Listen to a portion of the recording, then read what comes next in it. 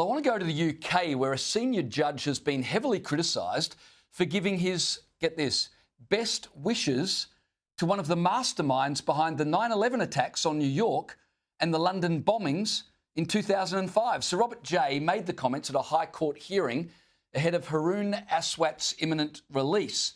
This is a man who was sentenced to 20 years jail in the US for admitting to helping set up a terrorist training camp in Oregon. He was deported to the UK after serving just 7 years and is now being released, having served just half of his sentence. The judge apparently told Aswat, quote, "It could not have been too pleasant being in American custody all that time.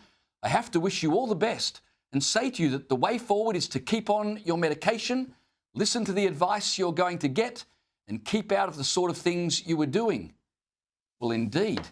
Joining me now from London is GK News host Patrick Christys. Patrick, if that judge is not immediately sacked, there's something very, very wrong.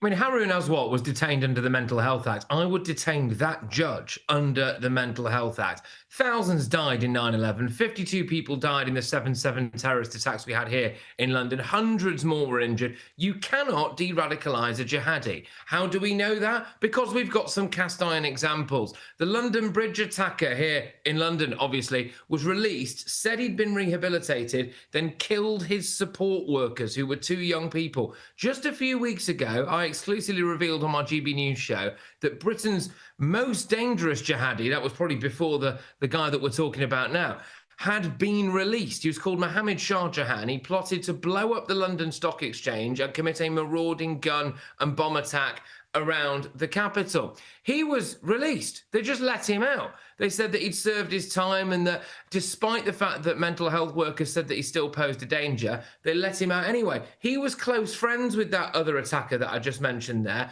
Another accomplice of theirs was released. He was recalled immediately for planning another terror attack. I mean, I'm starting to wonder whether or not some of these judges are lunatics. You know, they've been interpreting law designed for Ukrainian refugees to allow Gazans into Britain.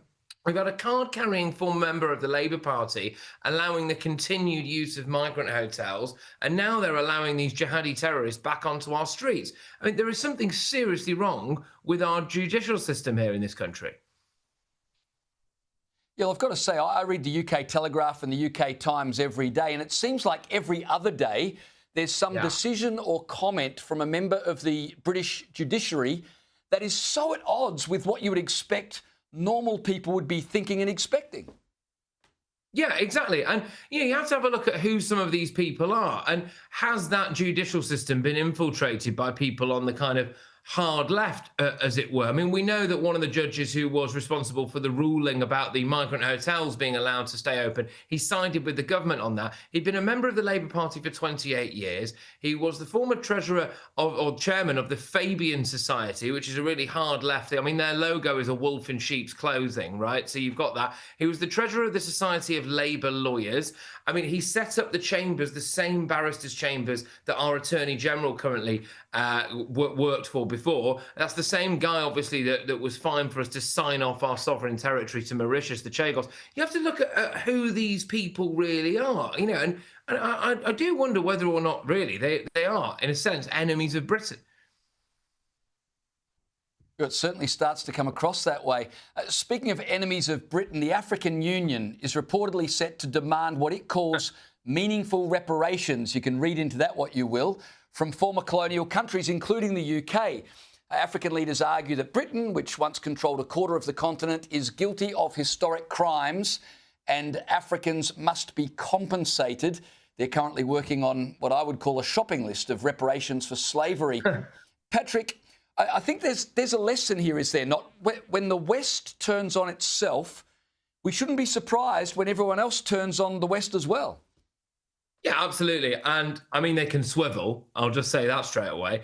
But this is what happens when the British government and the West shows weakness. Like I said before, we've given away the Chagos Islands to Mauritius. Well, we're not giving it away. We've actually paid them for the privilege of taking our territory. We're currently being led by a spineless human rights lawyer in the shape of a prime minister who's obsessed with international law. And we now have a deputy prime minister who has openly called for reparations. So this is just absolutely astonishing stuff. I don't really think that Britain has got anything to apologise for. And also there's question marks as to where would this money seriously go. I mean, with respect, some of these African countries are amongst the most corrupt in the world. So the idea of handing over potentially to the tune of hundreds of billions of pounds, by the way, British taxpayers' money, to some of the more corrupt countries in the world is not a particularly good idea. And also, you know, I'm not being funny, but we accept a lot of immigration, both legal and illegal, from various different African nations as well. So they kind of can't have it both ways. Some people would say that we are, in a way, paying reparations because we seem to be accepting thousands of mostly young men from the likes of Eritrea and Ethiopia on a monthly basis illegally across the English Channel, and putting them up, you know, for free in luxury hotels and giving them everything that they could possibly want. I mean, that is a form of reparations, isn't it? And I think that's more than enough as it is. Just really quick, because I want to move on to Prince Harry, but these demands for reparations, that they happen from time to time. The demands are getting stronger, but do you seriously think they'll go anywhere? They can't. I mean, seriously, if this government is already on the brink in this country, if they decide to give away British taxpayers' money when we are being asked to pay the highest tax burden ever here now, I honestly think you will just have, I'll stop short of saying riots, obviously, I don't want to incite anything, but I mean, there'll be massive protests on the streets. The government would have to go. It will be lunacy.